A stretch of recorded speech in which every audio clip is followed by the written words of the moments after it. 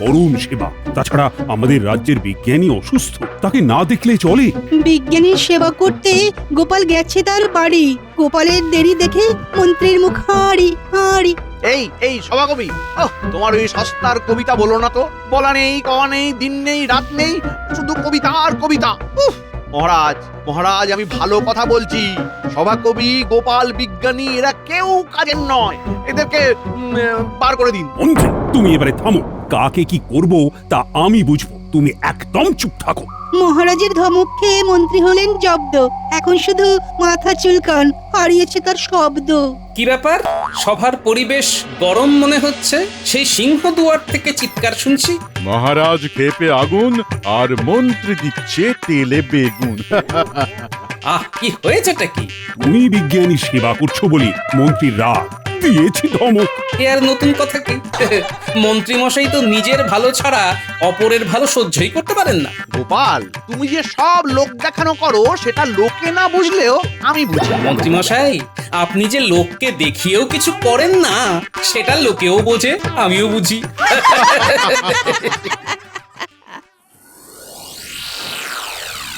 এখন তাহলে বলো উজির, কোথায় যাওয়া যায়? সমুদ্র নাকি পাহাড়? আগে নবাব বাহাদুর, এমন একটা জায়গায় যেতে হবে যেখানে দুটোই আছে। অতি উত্তম প্রস্তাব। বেগমকে তাহলে একবারে পাহাড় এবং সমুদ্র দুটোই দেখানো হয়ে যাবে, কি বলো? আর পরের বার আর বায়নাও করবে না। হ্যাঁ, জাহাপানা, আমারও তাই মত। মিছি ঘোরার পেছনে বারবার অর্থ ব্যয়ের কোনো মানেই হয় না। এমন কোন জায়গা আছে যেখানে রয়েছে একসাথে পাহাড় আর সমুদ্র? সে জায়গা বড়ই বিচিত্র। বলো বলো, আরে কোন দিকে শুনি? নবাব, আপনাকে বলছি এখুনি। কৃষ্ণনগর ছাড়িয়ে আরো বেশ খানিকটা দূরে দুর্গনগরে একসাথে পাহাড় আর সমুদ্র দুটোই রয়েছে। বেশ বেশ বেশ হয়েছে, বেশ হয়েছে। বাবা। আচ্ছা উজির, ঘোড়া গাড়ি ছাড়া সঙ্গে তো অনেক লোক লস্করও নিতে হবে, তার মানে সেখানেও তো অনেক খরচ হবে। জাহাপানা, আমি আছি তো, চিন্তা করবেন না। কোনো মতলব এসেছে বুঝি? মতলবই আমি সব সময় খুঁজি। শুনুন, কৃষ্ণচন্দ্রকেও সাথে নিয়ে নিন। আর সভাসদেরও কি নেবো? জাহাপানা, একটা চিঠি আপনার নাম করে আমি লিখে পাঠাচ্ছি যে আপনি চান মহারাজ কৃষ্ণচন্দ্র সহ তার বাকি সভাসদদের নিয়ে দুর্গনগরে ঘুরে আসতে। আচ্ছা, তাহলে তুমি বলতে চাইছো যে ওদেরকে সাথে নিলে আমার এখান থেকে লোক লস্কর নিতে হচ্ছে না, তাই তো? আর মোহরও বেঁচে যাচ্ছে। বাবা। আগে একদম তাই। শুনুন, আমি চিঠিটা এইভাবে লিখব যে প্রিয় কৃষ্ণচন্দ্র, যদি আমাদের ভালো করে ঘোরাতে পারো তাহলে 2 মাসের খাজনা মুকুব। সেই ভালো। 2 মাসের যা খাজনা তার তুলনায় এখান থেকে লোক লস্কর নিয়ে যেতে গেলে খরচ অনেক বেশি হবে। হ্যাঁ জাহাপানা, আর যদি কৃষ্ণচন্দ্র ঘোরায় তাহলে ঘোড়ার খরচও লাগবে না। তার থেকে এই টোপটা দিই, ওরাও রাজি হয়ে যাবে। সমস্ত লোটা কম্বল আর বহর ব্যবস্থার ঝামেলা ওরাই পোয়াবে। আমরা তাহলে নিশ্চিন্তে ঘুরতে পারবো। তুমি না থাকলে কি যে হতো উজির। আমি না থাকলে আপনার সব মুশকিল আসানো হতো না। আমি না থাকলে এত সহজে একদম নিখুঁত পরিকল্পনা আপনি করতেও পারতেন না। আমাকে বোকা ভেবো না।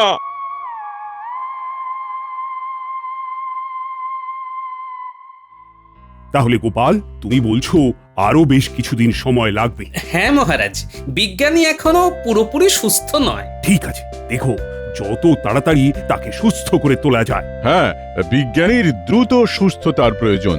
তাহলে তো নতুন যন্ত্রটাও আবিষ্কার হবে না। মহারাজ, এই নবাবের দূত একটা চিঠি দিয়ে গেল।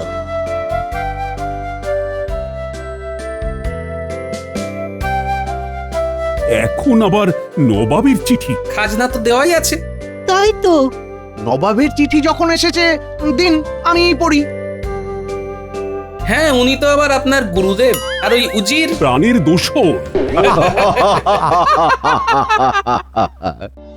মহারাজ এই চিঠিতে লেখা আছে যে নবাব বাহাদুর বেগম আর উজিরকে নিয়ে কৃষ্ণনগর আসবেন, তারপর এখান থেকে আপনার আতিথেয়তায় উনি দুর্গনগরে বেড়াতে যেতে চান। যদি আপনার আতিথেয়তায় ঘুরে উনি সন্তুষ্ট হন তাহলে 2 মাসের খাজনা মুকুব করে দেবেন। এ কেমন কূটনীতি?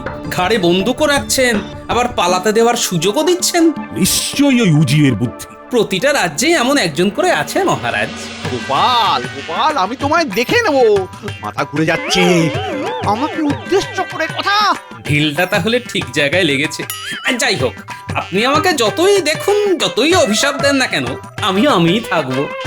কথায় আছে শকুনের অভিশাপে গরু যায় না মরে। গোপালের কথা শুনে মন্ত্রীর মাথা ঘোরে। গোপাল, চিঠির জবাবে ওনাদের আসতে বলো। হ্যাঁ মহারাজ।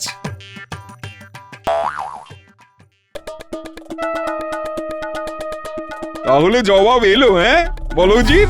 জবাব না এসে কোথায় যাবে জাহাপানা? তা ঠিক, তুমি যা চাল দিয়েছো।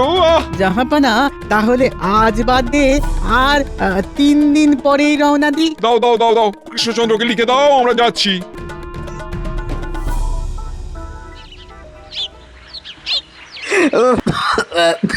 তাড়াতাড়ি সেরে ওঠো বিজ্ঞানী, তোমায় ছাড়া বেড়াতে যেতে মন চাইছে না। এরকম বলো না, কি আছে, কয়েকদিনের তো ব্যাপার। তাছাড়া তুমি যেভাবে প্রত্যেকটা দিন আমার সেবা করে চলেছ, কি বলবো। তুমি এমন করে বললে আমি আর আসবো না কিন্তু। রাগ করো না, আমি সত্যি কথাই বললাম। বাবা, তোমার গবেষণাগারে কত তরল ফুটছে গো। দেখো না, চারিদিকে সব কত তরল। কত রঙের। হ্যাঁ। আচ্ছা, এই এত রকম তরলের নাম তোমার মনে থাকে? তা থাকবে না কেন? কত বছর ধরে শুধু এইসবের সাথেই ঘর করছি বলো তো। আচ্ছা বলছি, এই বিকারগুলো তো সব কাচের, তাই না? হ্যাঁ তো। কাচের পাত্রে তরল ফোটাচ্ছ, কাচ ফেটে যাবে না? না না, অত সহজ না। বিজ্ঞান বড়ই অদ্ভুত। তুমি কি জানো, কাগজ তো অত্যন্ত সহজ দাহ্য বস্তু, কিন্তু কাগজের পাত্রেও তরল রেখে ফোটানো সম্ভব। বাবা, সেটা কি করে? দেখো, তুমি যদি শুধুমাত্র কাঁচকে আগুনের উপর বসিয়ে দাও, তাহলে একটু গরম হলেই কাঁচ ফেটে যাবে। কিন্তু তার মধ্যে যদি কোনো তরল পদার্থ থাকে, তাহলে সেই তরল ওই উষ্ণতা টেনে নেয়। একই ব্যাপার কাগজের ক্ষেত্রেও প্রযোজ্য। হ্যাঁ। এটা তো আমি জানতাম না, একদম নতুন জিনিস জানলাম। হ্যাঁ, এটাই পদার্থ বিজ্ঞানের মজা। কঠিন চেষ্টা করে তরল হতে, বায়বীয় হতে। হ্যাঁ, বুঝলাম। যাই হোক, আমি আজ উঠি, বুঝলে? তুমি সাবধানে থেকো। হ্যাঁ, আনন্দ করে ঘুরে এসো গোপাল, আমায় নিয়ে একদম ভেবো না। হ্যাঁ হ্যাঁ।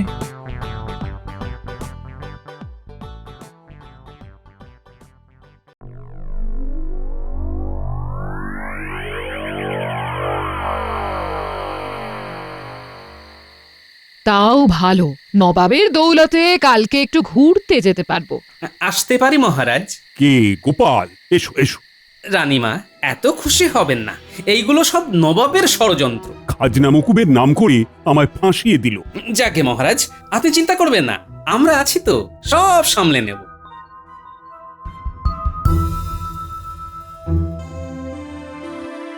কি জাহাপানা, আপনি খুশি হয়েছেন তো?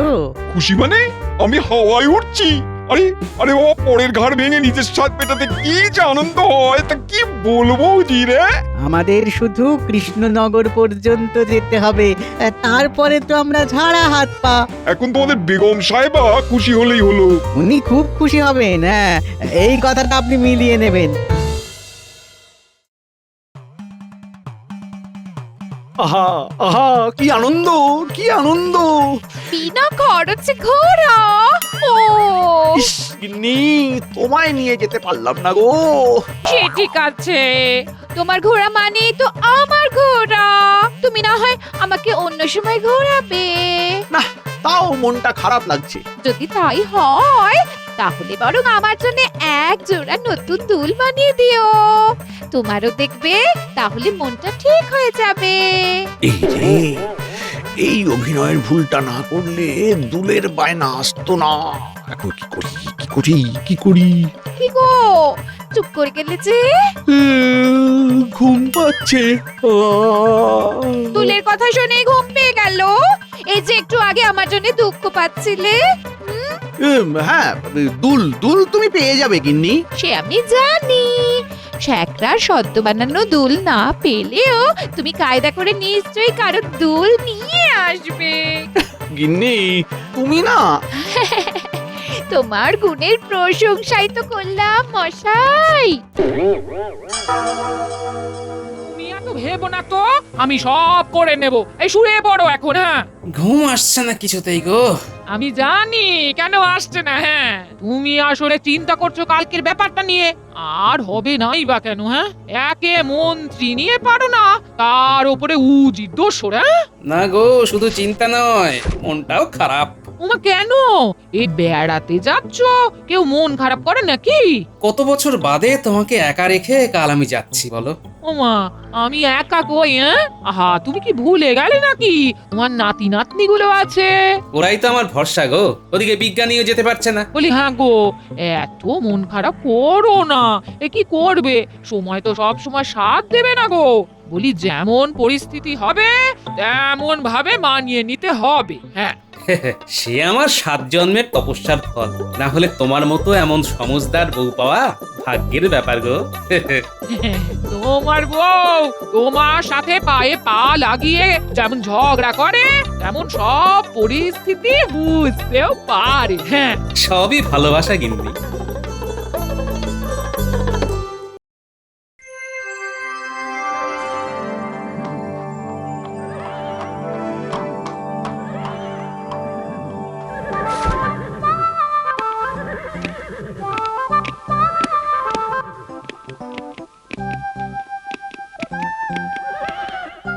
আমরা একদম ঠিক সময় এসে গেছি।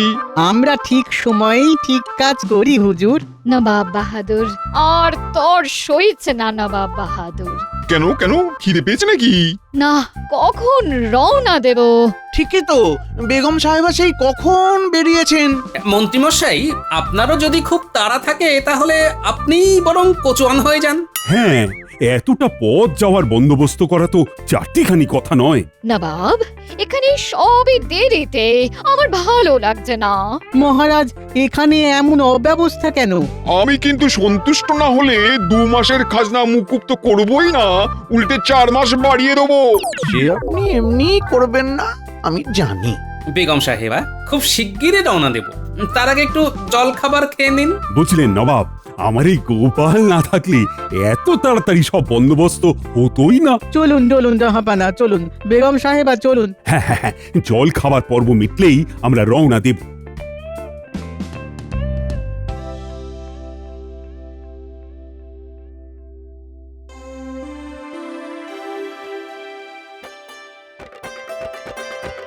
সকলের খাওয়া শেষ, তাহলে চলুন রওনা দিই।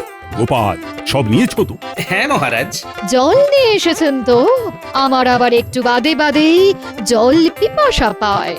চিন্তা নেই, এক বড় মাটির জ্বালায় জল আছে, আপনি চাইলে সারাদিন জল খেয়েই কাটাতে পারেন। তাহলে চলুন রওনা দিই। হ্যাঁ হ্যাঁ হ্যাঁ, চলুন চলুন জাহাপানা, চলুন।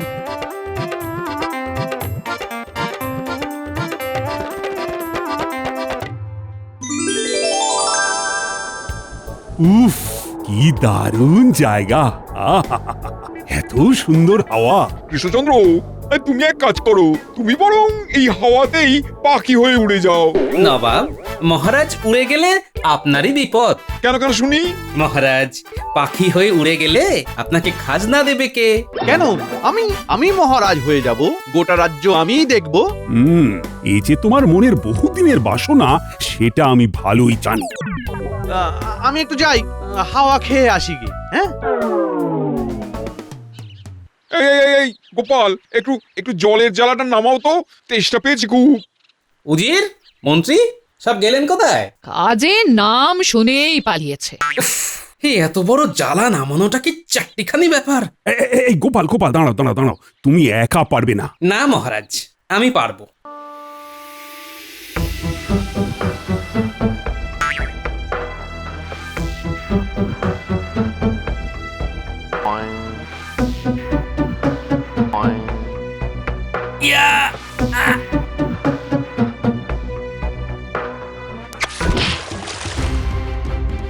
এ বাবা, যা। গোপাল, এটা কি হলো? এখন কি হবে? আমি জানি না, আমাকে যেখান থেকে পারো জল এনে দাও। অকম্মার ঢেকি বের করে দেবো কৃষ্ণনগর থেকে। বেশ হয়েছে, গোপাল এবার বুঝবে ঠেলা।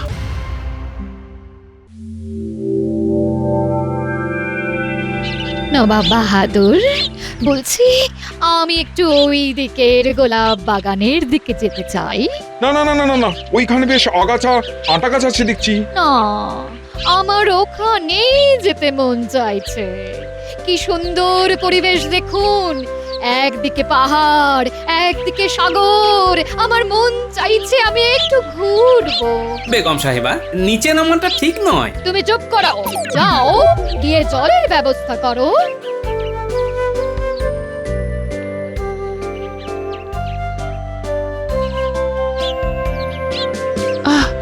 বাবা, গোলাপগুলো দেখুন। খুব সাবধান, এখানে কিন্তু অনেক কাঁটা গাছও আছে, সাবধান। আরে বাবা, শোভাটা উপভোগ করুন।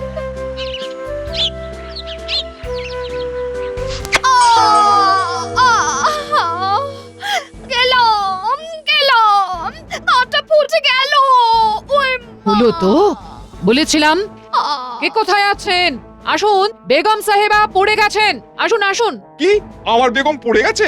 আমার বেগম কিনা? কথা না শুনলে যা হয়।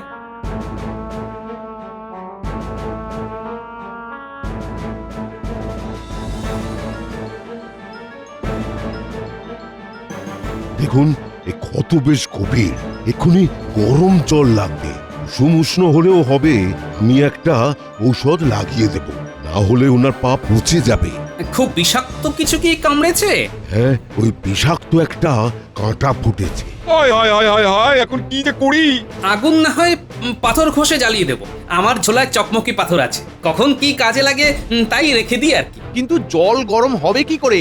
একটা যাও জলের জ্বালা ছিল, সেটাও গেল ভেঙে। আমি জানি না কিছু। রাজা কৃষ্ণচন্দ্র, তুমি যে করে হোক জল ফোটাবার পাত্রের ব্যবস্থা করো, না হলে গর্দান নেবো। কি ব্যথা! আর পারছি না নবাব, পারছি না। গোপাল, আরে কিছু একটা করো।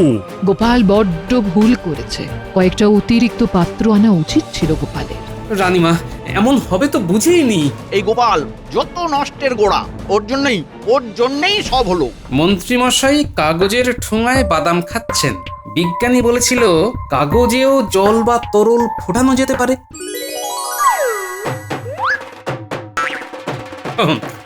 ঠোঙাটা বেশ শক্তপোক্তই আছে, কাজ হয়ে যাবে। এই দাও দাও, আমার বাদামের ঠোঙা দাও দাও।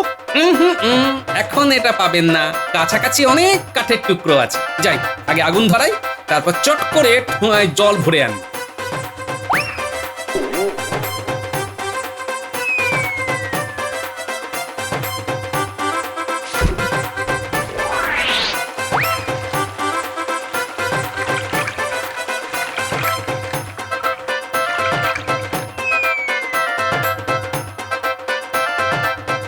এই নাও বৈদ্য, গরম জল, শিগগিরই ঔষধ লাগাও। সাবাস সাবাস গোপাল, নবাব চিন্তা করবেন না, বেগমের পা একদম ঠিক হয়ে যাবে। ভাগ্যিস গোপাল ছিল। গোপাল গোপাল, তুমি আমায় ক্ষমা করে দিও। আমি রাগে অন্ধ হয়ে কি না কি বলেছি। গোপাল, তুমি এই উপায় জানলে কি করে? বিজ্ঞানীর থেকে শুনেছি কাগজও জল ধারণের ক্ষমতা রাখে, তাই সেই উপায়টাই প্রয়োগ করলাম। আর জল ঢাললে কাগজ ভিজে যায়। যতক্ষণ না আগুন পুরো কাগজের জল শুকিয়ে কাগজকে শুকোতে পারছে, ততক্ষণ কাগজও পুড়বে না। গোপাল আমাদের সেরা সেরা। গোপাল, তোমায় আমি আমার মুর্শিদাবাদে 2 বিঘা জমি পুরস্কার হিসেবে দেবো। না নবাব বাহাদুর, আমার পুরস্কারের দরকার নেই। আমি যে ঠিক সময়ে বেগম সাহেবার উপকারে এসেছি, এই অনেক। কিন্তু গোপাল, পুরস্কার? নবাব বাহাদুর, আমরা মানুষেরা প্রত্যেকের জন্য আপদে বিপদে যদি পাশে দাঁড়াতে পারি, তাহলে হব খুবই ধন্য। কিন্তু আমার বাদাম খাওয়া হলো না, জমিও পাওয়া হলো না। ইস, বাড়ি ফিরে গিন্নিকে আবার দুল বানিয়ে দিতে হবে। ভালো লাগে না আমার কষ্টের জীবন। দূর দূর দূর দূর, অসহ্য।